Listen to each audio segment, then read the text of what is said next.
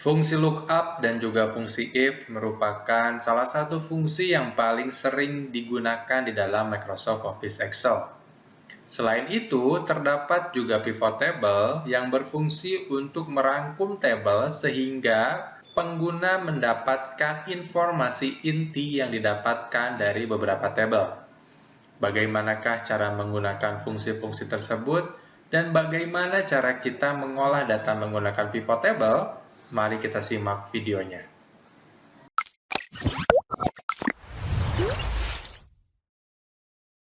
Oke, jadi hari ini kita akan sama-sama membahas mengenai fungsi lookup, fungsi if, dan juga penggunaan pivot table. File latihan bisa kalian dapatkan di dalam deskripsi video ini ya. Mari kita mulai dari lookup. Fungsi lookup terdiri dari dua jenis, yaitu VLOOKUP dan juga HLOOKUP. Hal yang membedakan adalah bagaimana sumber tabel atau tabel bantu yang kita gunakan yang akan kita jadikan sebagai tabel rujukan. Jika bentuk tabelnya berbentuk vertikal, maka fungsi lookup yang kita gunakan adalah VLOOKUP. Dan jika tabelnya berbentuk horizontal, maka fungsi lookup yang kita gunakan adalah HLOOKUP. Oke, mari kita mulai.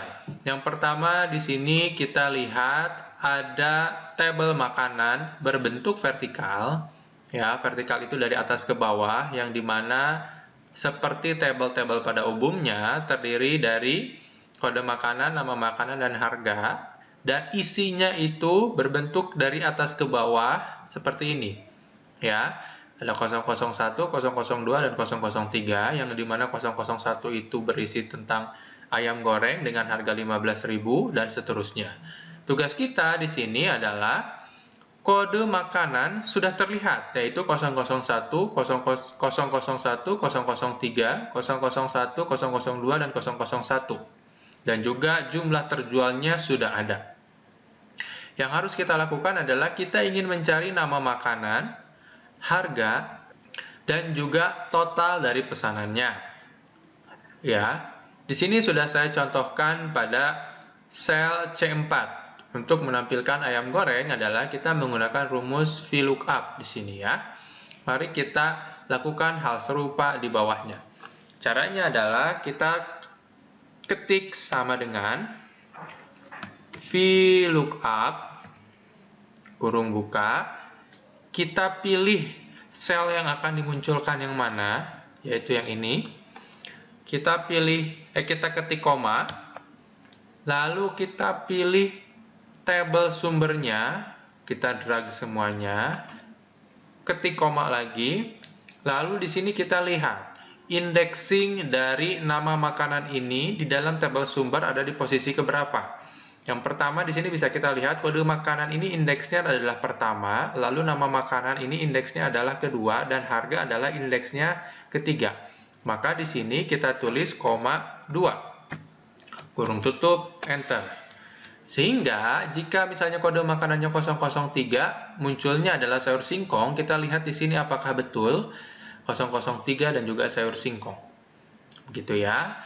Dan jangan lupa kalian pun dapat menggunakan absolute cell dengan menambahkan simbol dolar seperti ini di antara sel yang dijadikan tabel sumber sehingga dia tidak berubah ya. Sini juga kita tambahkan simbol dolar lagi, lalu kita ketik enter, maka muncul sayur singkong seperti ini ya. Dan ketika kita tarik ke bawah, maka hasilnya tetap sama. Ayam goreng 001 betul, nasi uduk ungu untuk 002 betul, dan 001 ayam goreng. Betul ya. Nah, untuk menampilkan harga, kita gunakan cara yang serupa, namun ingat, indeksnya adalah yang ketiga, karena harga ini ada di posisi ketiga. Ya, sama dengan VLOOKUP, kita pilih selnya, koma, kita drag and drop tabel sumbernya, koma lagi, indeks ketiga. Dan jangan lupa kita berikan absolute cell agar ketika kita tarik dia tidak berubah selnya. Sini kurung tutup, enter. Ya, kita tarik ke bawah. Kita lihat di sini apakah betul sayur singkong 5.000, betul ayam goreng 15.000, betul nasi uduk ungu 20.000, betul dan juga ayam goreng 15.000. Ya. Nah, untuk total seperti biasa yaitu harga dikali jumlah terjual. Demikian ya. Lalu kita masuk ke halaman yang berikutnya atau halaman lookup. Lalu bagaimana jika bentuk tabelnya adalah seperti ini, berbentuk horizontal dari kiri ke kanan, ya, dimana tabel headernya ada di sebelah kiri dan isinya ada dari kiri ke kanan seperti ini ya. Yang kita harus gunakan adalah menggunakan rumus lookup, sama dengan lookup. Kita pilih selnya, koma, kita drag and drop tabel sumbernya, koma. Lalu kita pilih indeksnya, ya, karena di sini ada nama makanan posisi kedua, maka kita pilih 2, kurung tutup, dan jangan lupa kita berikan absolute cell agar ketika ditarik selnya tidak berubah, tabel sumbernya tidak berubah. Tarik seperti ini ya. Begitupun untuk harga, sama dengan lookup, kita pilih selnya, koma, pilih tabel sumbernya, koma, 3 ya, 3 ya, dan jangan lupa kita tambahkan absolute cell-nya agar ketika ditarik tidak berubah. Kita tarik lagi ke bawah. Nah, seperti itu. Oke. Lalu bagaimana jika posisinya seperti ini? Tabel pesanannya dia berbentuk seperti ini, sementara tabel bantunya dia berada di sheet lain seperti ini. Maka yang harus kita lakukan adalah seperti ini. Kita lihat dulu tabel bantunya, apakah tabel bantunya berbentuk vertikal atau horizontal. Jika kita sudah mengetahui bahwa bentuk tabel bantunya berupa tabel vertikal, maka yang kita gunakan adalah VLOOKUP. Ya, sama dengan VLOOKUP, kurung buka, kita pilih selnya yang mana, koma, lalu kita pilih ke sheet tabel bantu di sini untuk melakukan drag and drop kepada tabel sumbernya. Nah, di sini kita bisa lanjutkan, koma, 2, kurung tutup, enter. Nah, dia akan seperti ini. Nah, jika misalnya kalian lihat di sini bahwa di dalam rumus VLOOKUP ini ada nama sheet yang berbentuk seperti ini, tabel tanda seru. Ya, tabel tanda seru ini mewakili dari nama sheet yang ada di tabel bantu di sini.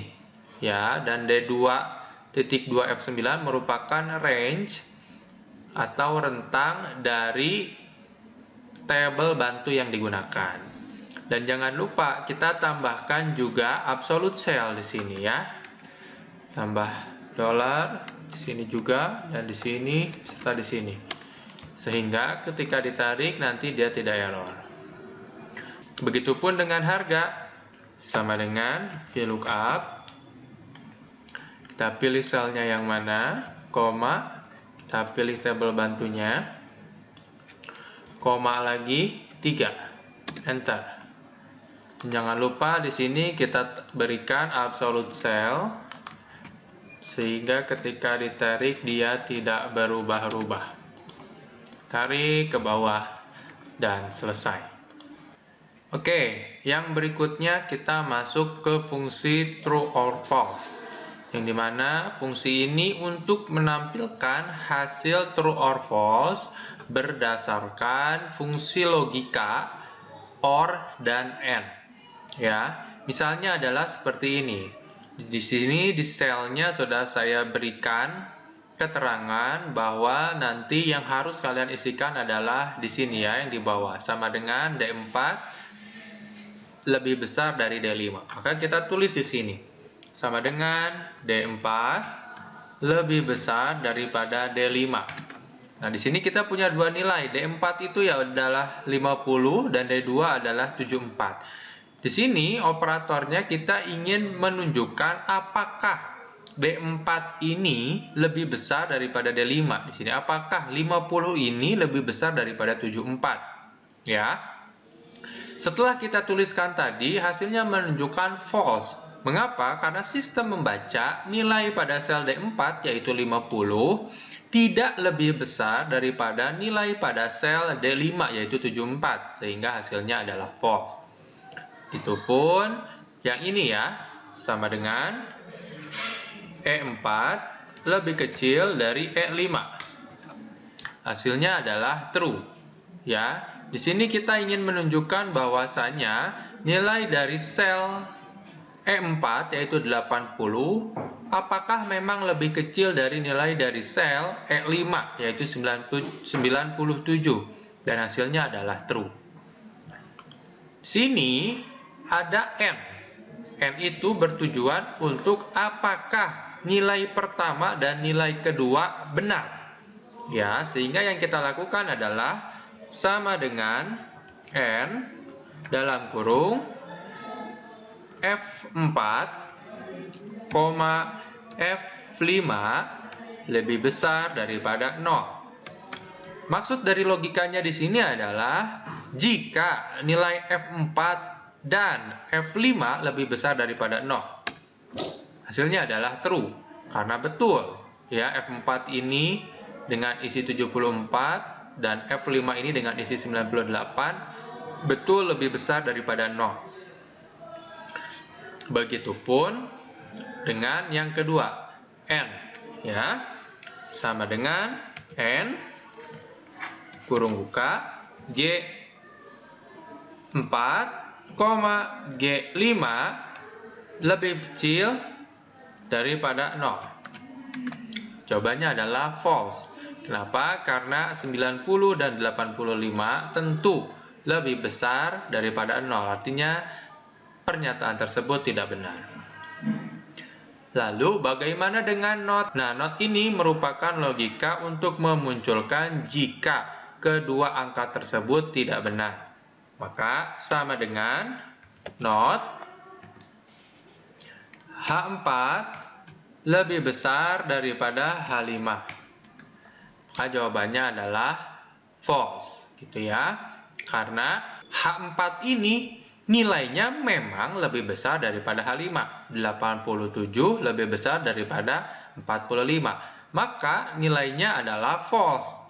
Yang berikutnya adalah kita dihadapkan dengan sebuah studi kasus yang mana terdapat nama mahasiswa bersama nilai teori, nilai praktek, dan nilai tugasnya. Tugas kita adalah untuk mencari rata-rata nilai dan mencari keterangan serta menghitung jumlah mahasiswa lulus dan gagal. Di sini dilihat bahwasannya nilai rata-rata didapatkan dari nilai teori ditambah nilai praktek ditambah nilai tugas dibagi 3. Sementara jika rata-rata lebih besar atau sama dengan 60, maka keterangannya ditulis lulus. Dan jika rata-ratanya lebih kecil daripada 60, maka keterangannya ditulis gagal. Lalu hitung mahasiswa lulus dan mahasiswa gagalnya. Oke, yang pertama mari kita hitung dulu rata-rata. Cara menghitung rata-rata adalah sebagaimana yang kalian tahu, kita menggunakan fungsi average. Ya, di sini kita tulis sama dengan average, lalu kita blok selnya yang mana, kita pilih enter. Nah, ini kita bisa lakukan semuanya kepada seluruh sel, sehingga hasil rata-ratanya muncul. Nah, lalu untuk memunculkan keterangan ini gimana? Kita harus menggunakan fungsi if, yang dimana jika nilainya lebih besar atau sama dengan 60, maka lulus. Dan jika rata-ratanya lebih kecil daripada 60, maka gagal. Caranya adalah kita tulis sama dengan if kurung buka, kita pilih selnya yang mana, lalu logikanya adalah jika sel rata-rata ini lebih besar atau sama dengan 60, tanda kutip, kita tuliskan lulus. Gitu ya. Koma yang kedua adalah menunjukkan value if false, berarti nilai jika salah. Kita tuliskan di sini gagal. Oke, kurung tutup, enter. Nah, di sini terlihat bahwa 75 ini adalah di atas dari 60, sehingga mahasiswa tersebut harusnya lulus. Ya, begitupun dengan yang bawah nih, kita ingin lihat value-nya 50, apakah dia berhasil memunculkan nilai gagal. Kita tulis lagi, sama dengan if, kurung buka, kita pilih selnya, lebih besar sama dengan 60, maka mahasiswa tersebut lulus, jika tidak, dia gagal. Kurung tutup, enter. Nah, di sini terlihat kita berhasil memunculkan nilai yang gagal. Nah, tinggal kita tarik ke bawah semuanya. Ya. Di sini kita ingin menghitung mahasiswa yang lulus saja dan yang gagal saja. Caranya adalah sama dengan count if. Ya, begini ya, count if, kurung buka, kita pilih range-nya, lalu koma, tanda kutip, lulus. Kutip, kurung tutup, enter. Sehingga di sini terlihat, dari 10 mahasiswa, ada 6 mahasiswa yang mendapatkan nilai lulus. Dan juga, kita sini tulis lagi sama dengan count if, kurung buka, kita pilih rentangnya yang mana, koma, tanda kutip, gagal. Tutup, enter. Dan total mahasiswa yang gagal adalah 4 orang. Oke, yang berikutnya kita akan mencoba latihan pivot table. Sini kalian lihat terdapat jumlah penjualan mobil berdasarkan merek, tipe, area, dan jumlah penjualannya pada bulan-bulan tertentu saja. Nah, pivot table ini memudahkan kita untuk membuat rangkuman atau summary dari tabel yang kita dapatkan. Caranya adalah kita harus blok dulu semua tabelnya, sini sampai bawah. Lalu di sini kita pilih insert pivot table.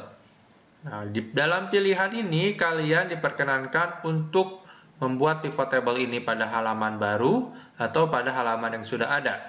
Nah, kita buat halaman baru saja, new worksheet, lalu kita pilih OK. Halaman awal dari pivot table bentuknya seperti ini. Nah, di sini kita diharuskan untuk memasukkan field-field apa saja yang akan kita gunakan sebagai informasi untuk memunculkan data. Contohnya di sini saya membutuhkan merek, tipe, area, dan juga penjualan. Nah, di sini terlihat ya. Di sini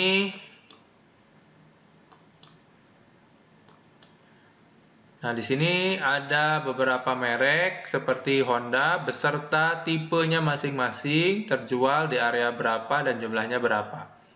Ya, sini mari kita rapihkan dulu supaya angkanya lebih jelas ya. Nah, di sini kelihatan. Oke, atau kalian juga bisa menambahkan filter. Filter misalnya pada bulan berapa saja yang dijualnya ya. Contoh, nah bulan di sini kita tarik ke bawah di sini filter sehingga dia akan muncul di paling atas, bulan. Nah, di sini bulannya dia pilih pertamanya ada all, nah kita pilih hanya bulan Januari saja. Kita lihat penjualan masing-masing merek mobil dan beserta tipenya berdasarkan di bulan Januari saja. Atau bulan Februari saja. Ya, atau kita bisa juga menambahkan multiple item seperti bulan Februari dan bulan Maret. Ya, ini muncul begini. Ya, hingga totalnya ada sehingga totalnya bisa kita lihat di bawah sini. Atau kita juga bisa menambahkan field yang lainnya seperti harga modal dan stok terjualnya. Gitu ya. Atau misalnya kita tidak menginginkan ada tipenya, misalnya kita hanya menginginkan total penjualan merek Honda, Mitsubishi dan lainnya saja. Berarti di sini tipenya kita tidak perlu checklist dan juga areanya kita tidak perlukan. Nah, sehingga hasilnya adalah seperti ini. Dan di dalam pivot table ini sangat fleksibel dan dapat kalian rubah-rubah sesuai dengan kebutuhan dan keinginan kalian.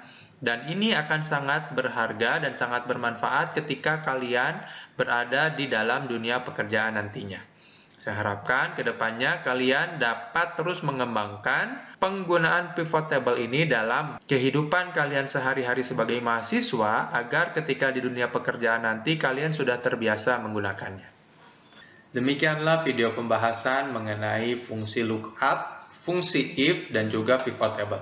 Semoga videonya bermanfaat dan sampai bertemu berikutnya.